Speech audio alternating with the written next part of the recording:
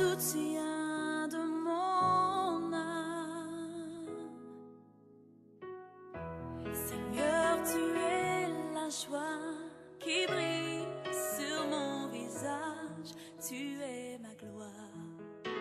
Tu es tout pour moi.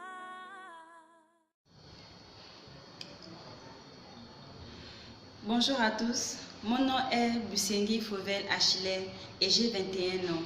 Par la grâce de Dieu, je suis une disciple de Christ et l'une des filles de Momo Sylvie. Je vis actuellement à Accra pour les études. Dieu m'a fait grâce de me fiancer à Ongondumbia Youssouf et je n'ai pas d'enfant. Comme vous avez pu le remarquer au travers des images en amont, je ne suis pas née chrétienne, mais je suis devenue chrétienne. Comme dit la parole de Dieu dans Jean 1,12, à tous ceux qui l'ont reçu, à ceux qui croient en son nom, elle a donné le pouvoir de devenir enfants de Dieu. J'ai rencontré le Seigneur en 2011 en classe de 3e au lycée Paul Indjenjen Bonjou. Je vivais ma vie comme je voulais, c'est-à-dire je partais en boîte, j'avais plusieurs petits copains, je mets le rouleur, la musique du monde et j'étais très rancunière. En fait, j'ai détesté mes parents et je les haïssais. Comme dans chaque famille, dans ma famille, il y avait également des problèmes.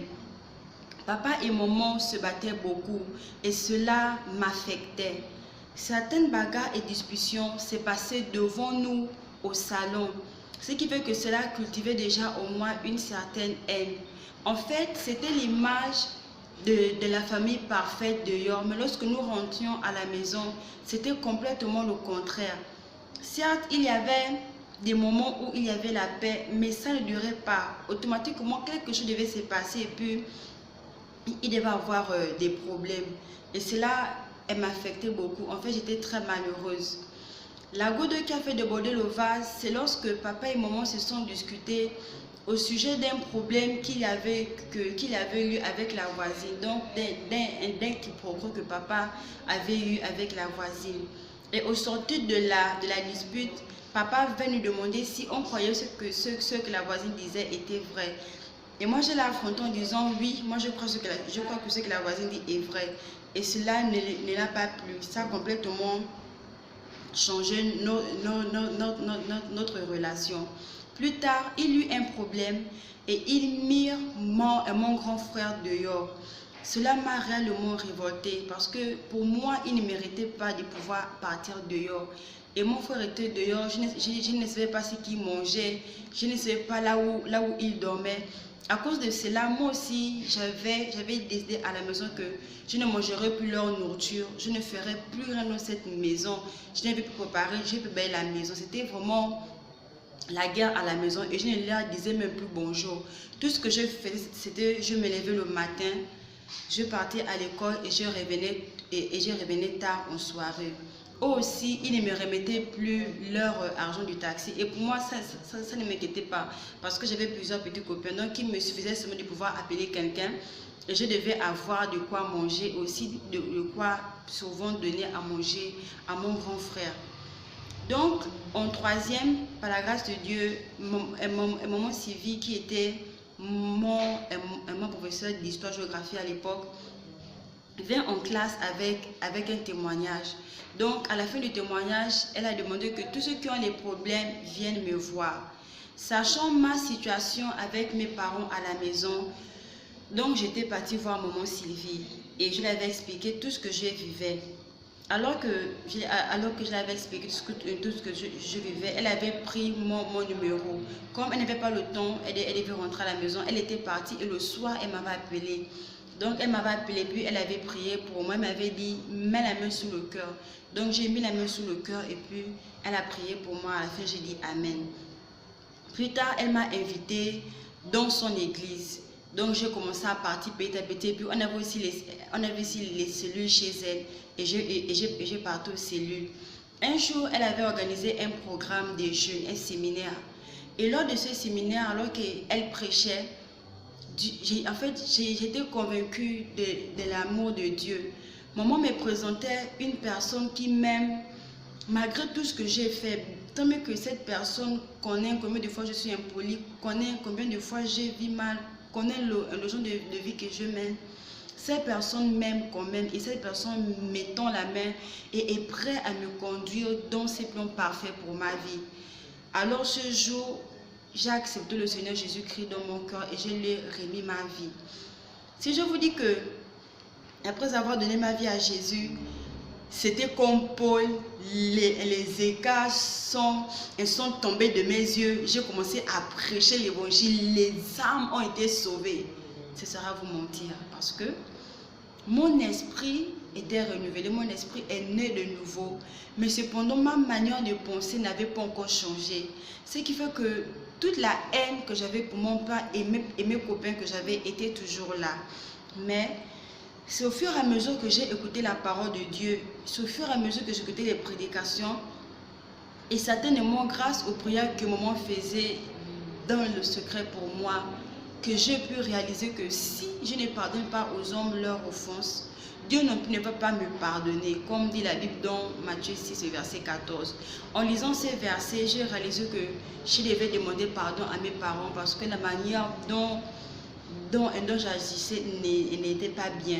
Donc j'ai prié et Dieu m'a donné la foi de pouvoir demander pardon à mes parents. Au bout de 7 mois, j'ai pu demander pardon à mes parents.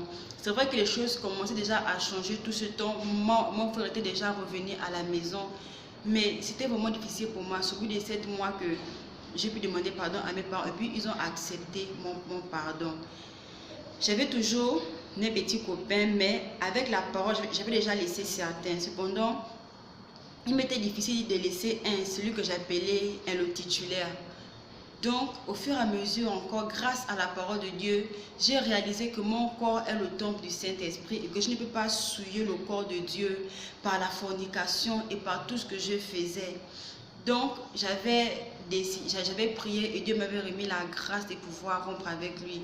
Mais avant, je l'avais prêché l'évangile et je l'avais invité à l'église. Donc, il était venu, il commençait à venir, mais après, il n'était plus revenu. Il était venu 2 ou 3 fois. Par la grâce de Dieu, aujourd'hui, je suis l'enfant chéri de mes parents. Ma mère peut m'appeler et me demander un conseil. Avec l'aide du Saint-Esprit, je vais répondre. Et lorsque elle va appliquer le conseil, la question qu'elle m'a posée trouvera une bonne réponse et puis ça va marcher. Aujourd'hui, ma relation avec mon père a complètement changé. Je peux envoyer un message et dire à papa, je t'aime. Et le penser réellement, je ne vais pas struggle, mais je vais penser réellement. Et c'est grâce à Dieu. Ce n'est pas parce que un oncle est venu me conseiller, tant bien que les oncles venaient, tant bien que mon oncle depuis Port-Gentil m'appelait et me parlait. Mais ce n'est pas ça qui a pu me changer. Ce qui a pu me changer, c'est la parole de Dieu. Une fois que j'ai ma vie à Christ, la parole de Dieu m'a complètement changé. Et encore, Dieu m'a fait grâce de me fiancer, alors que je pensais que c'était celui que j'appelais le titulaire qui devait être mon mari. Mais Dieu m'a surpris agréablement et pour cela, je lui rends grâce. Plus tard encore, ici à Accra, Dieu m'a guéri d'une maladie que j'avais aux yeux. Si vous avez prêté attention aux images en amont, vous avez remarqué que dans une image, c'est écrit avant. Et dans cette image, un jeu de boules à l'œil droite. Je m'étais réveillée un matin avec ces boules et je m'étais dit que ça devait passer parce qu'en fait ici, il y a beaucoup la poussière et du coup je n'ai pas pris ça au sérieux. Mais plus tard, j'ai réalisé que les boules grossissaient et en août passé, je me suis décidée à partir à l'hôpital. Alors que je suis partie à l'hôpital, le médecin m'a fait comprendre que j'avais les signes d'une maladie appelée glaucome. Il m'a dit qu'on devait d'abord soigner les boules et puis après régler la maladie. Il m'avait conseillé de faire attention avec le sucre. Donc il m'a remis des traitements. Et j'ai commencé à suivre le traitement. Au bout de 2 semaines, je suis retournée à l'hôpital. Le médecin a remarqué que les boules étaient toujours là. Il m'a dit, ok d'accord, on va encore suivre le traitement pendant 1 semaine et puis tu reviens. Je vais suivre le traitement. Et il m'a dit, lorsque tu reviendras, si les boules ne sont pas encore parties, on devra t'opérer. Donc, je suis partie sur le traitement et j'ai toujours continué avec la prière. Après, lorsque je suis partie à l'hôpital, le médecin m'a fait comprendre que vu que la boule n'est pas encore partie, on devra alors t'opérer. Alors qu'il m'a dit, j'ai dit, mais est-ce qu'il n'a pas un autre moyen? Il m'a dit non, parce que si on ne perd pas maintenant, ça va créer autre chose. Donc il m'a donné le pouls de l'opération et j'ai dit ok d'accord. Donc je suis sortie. Ce jour, je suis rentrée chez moi en larmes de l'hôpital à la maison. J'étais en train de pleurer parce que en salle d'attente, souvent je voyais les personnes qu'on avait opérées. Elles avaient des grosses bandes à l'œil. En fait, je me disais, Seigneur, j'aurais pu me guérir. Pourquoi il a fallu que je passe pour l'opération? Je verrai comment pour étudier, je verrai comment pour lire la Bible. Ici, on travaille avec l'ordinateur. Comment j'étais en larmes. Et alors que je pleurais, je me suis arrêtée et j'ai commencé à bénir Dieu. Je dis, Seigneur, merci. Parce que certainement, tu as voulu que les choses se passent ainsi. Tu aurais même pu me guérir par le traitement. Mais merci parce que tu as voulu que les choses se passent ainsi. Et j'étais toujours en larmes. Arrivé à la maison, j'ai envoyé le message à mon pasteur ici à Accra par WhatsApp. On est en train de parler. Et je lui ai envoyé un icône qui était triste. À cet instant, elle a su que vraiment je n'allais pas bien. Donc, elle m'a envoyé un audio. À l'écoute de son audio, j'ai été fortifiée. Elle me rassurait que Dieu était avec moi. Elle me disait qu'il était avec moi, que tout allait bien se passer. Donc j'ai été fortifiée et j'ai essuyé mes larmes. Plus tard, les parents ils m'ont envoyé l'argent. Comme ils n'avaient pas l'argent sur place, donc ils m'ont envoyé l'argent après.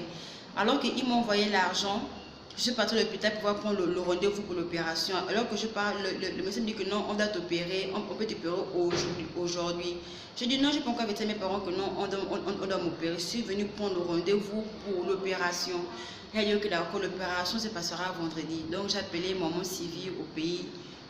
Et j'ai appelé maman, tous mes parents, ils savaient que non, j'allais me faire opérer. Et depuis même, les parents de jour au pays, maman Sylvie et les autres priaient pour moi pour que tout puisse bien se passer. Donc, le lundi, je crois, on a appris qu'on devait avoir une retraite de prière avec le pasteur principal de l'église. Ce qui fait que jeudi à l'église, mon pasteur était censé prier pour moi pour que je puisse me faire opérer le vendredi. Donc jeudi, elle m'a vu, elle m'a dit, ah Ashley, je pense qu'il serait bien que tu puisses te faire opérer après la retraite. Allons-y d'abord à la retraite, et puis au retour de la retraite, tu pourras aller te faire opérer. J'ai dit ok d'accord, donc allons-y. On est parti à la retraite, on a passé des bons moments, on a vraiment été bénis. Au retour de la retraite, je suis partie à l'hôpital. Et lorsque je suis partie, le médecin m'a regardé, il m'a dit non, je pense que on ne va plus t'opérer parce qu'apparemment la boule a déjà diminué. Continue à frotter ce que tu frottes. Je suis ok, d'accord, ça marche. Donc, en partant, j'ai réalisé que j'avais complètement arrêté de frotter les médicaments depuis. Et puis, pendant le temps que je suis à l'arrêter, je n'ai pas amené les médicaments. J'avais arrêté de frotter tout ce qu'il m'avait remis. À cet instant, j'ai réalisé que Dieu m'avait déjà guéri. Donc, je suis partie à la maison et je ne suis plus jamais retournée à l'hôpital. La boule qui restait commençait à fondre. Alors que les boules étaient de fondre, ça me faisait sérieusement mal aux yeux et mes yeux devenaient rouges. Donc, Satan me mettait les pensées que retourne à l'hôpital, je n'ai pas encore guéri, retourne à l'hôpital. Mais j'ai eu foi et j'ai cru que non, Dieu m'a déjà guéri. Par la grâce de Dieu, aujourd'hui, mes yeux sont redevenus comme avant. Les deux boules sont totalement parties.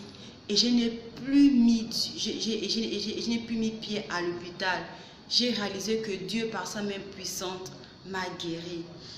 C'est pour ça que ce matin, je vais t'encourager, toi qui regardes ce témoignage, et te dire que Jésus est la solution. En fait, c'est Jésus-là qui m'a donné la paix que je cherchais.